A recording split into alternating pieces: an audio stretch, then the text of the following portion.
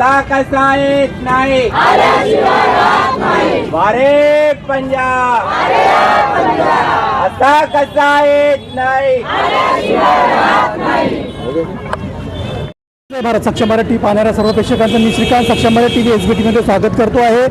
निवडणुकीचा बिगुल वाजला, दिवस फार कमी आहेत। 15 तारखेला निवडणूक आहे, सगळ्यांनी मतदान करायचं आहे आणि प्रभाग क्रमांक 21 मधून भारतीय काँग्रेस पक्ष या काँग्रेस पक्षाचे 4ही उमेदवार जे आहेत, आज आपण इथं आहोत जवाहरलाल नेहरू चौकामध्ये। नेहरूजींचा पुतळा आमच्या मागे आपण बघत आहात आणि या ठिकाणाहून प्रचार रॅलीचा आरंभ हा होत आहे। दिवस कमी आहेत आणि त्यांच्या म्हणण्याप्रमाणे जो जनसमुदाय त्यांच्या मागे दिसत आहे, त्यामुळे ही रॅली प्रचाराची नाही तर विजयाची होऊ शकतो आहे। ही संकेत जे आहेत ही जनता आणि हा जनसमुदाय दाखवत आहे। आपण सविस्तर रूबरू होऊया आजच्या या प्रभाग क्रमांक 21च्या 4ही उमेदवारांसोबत। काय आहे त्यांचे उद्देश आणि काय आहे त्यांचं म्हणणं जाणून घेऊया। नमस्कार, मी भावेश महेश तलवार। ते सांगतात खूप चांगला आहे, माझ्यासोबत पूर्ण युवा जुळले। प्रॉब्लेम हेच आहे की युवा नसवून करा तो माझं काम आहे। आता कसं तुम्ही पाहू शकता, एज्युकेशन सिस्टम तेवढा चांगला राहिला नाही आहे। माझं काम हे येतं की एक चांगलं एज्युकेशन मिळालं पाहिजे युवांना, त्यांना चांगली जॉब्स मिळाली पाहिजे। की जसं बघू शकता की आता एज्युकेशन नाही बरोबर, जॉब्स नाही, तर युवा आपल्या नशाच्या कडे जास्त मोडले आहे। माझी पूर्ण प्रयत्न हेच आहे की आपला प्रभाग 21 आहे, आणखी पूर्ण आपला नागपूर पण आहे, तर आपल्याला नशामुक्त करून वेगळ्याकडे जायचं आपलं। काय सांगता ताई, आता महिला उमेदवार म्हणून तुम्ही पक्षाने तुम्हाला तिकीट दिलेली आहे, काय सांगाल? बघा, मी अर्चना वसंतराव सीडाम प्रभाग 21 मधून गेल्या 24 वर्षापासून कार्यरत आहे काँग्रेस पक्षामध्ये।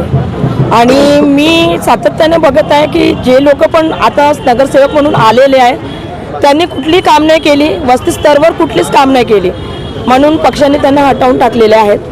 आणि आमच्यावर विश्वास केला आहे पक्षाने, कारण की पक्षाने काय केलं, निस्वार्थपणे आम्ही जे सेवा केली आहे लोकांची, जे कामं घेतलेले आहेत केलेले आहेत, प्रशासकीय कामं घेतलेले आहेत केलेले आहेत, ते आम्ही पार पाडलेले आहेत। आणि विरोधक पार्टीसुद्धा मला ओळखते, असं नाही की त्यांना पण माझी कामगिरी नाही माहिती आहे, म्हणून त्यांना पण माहिती आहे की मी गेल्या 24 वर्षापासून तडाखाडीने प्रभाग 21 मध्ये काम करत असते नेहमी, आणि सातत्याने माझी ती चळवळ ती लोक बघत असतात, तर कुठे ना कुठे याचा पुरेपूर फायदा मला भेटणारच आहे।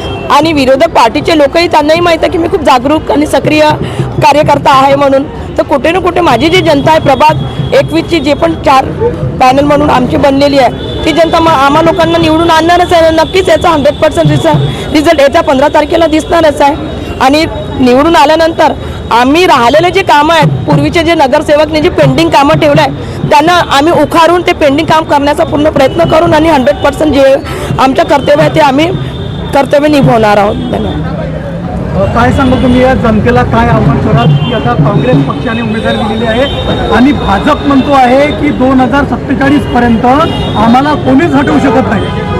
नमस्कार, मी मनीष सूर्यकांत उमरेटकर, सर्वसाधारण ड मधून माझी उमेदवारी आहे।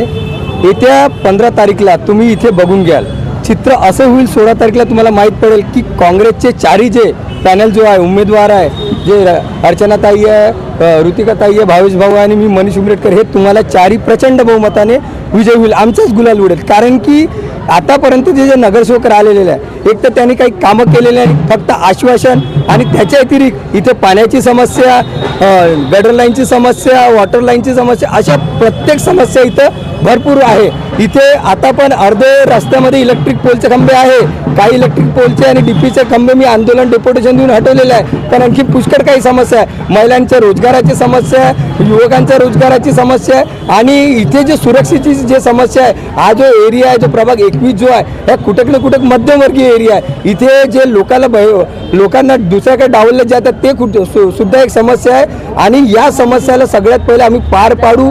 येणाऱ्या 16 तारखेच्या नंतर 4ही नगरसेवक निवडून आल्यानंतर सुंदर स्वच्छ प्रभाग 21 करू, यंग आहो आणि कन्व्हिन्सिंग आहो, आणि लोकांच्या आम्हाला इतका प्रतिसाद मिळत आहे की लोक सगळेच म्हणत आहे की यावेळेस यंग प्रभाग होणार आहे, प्रभाग 21 यंग आहे, आणि आमच्यासोबत यंग लोक, युवा लोक सगळेच आहे, आणि आम्हाला पूर्ण गच्चपणे मतदान करून प्रचंड विजयी बनवणार आहे। काय सांगाल या प्रसंगी?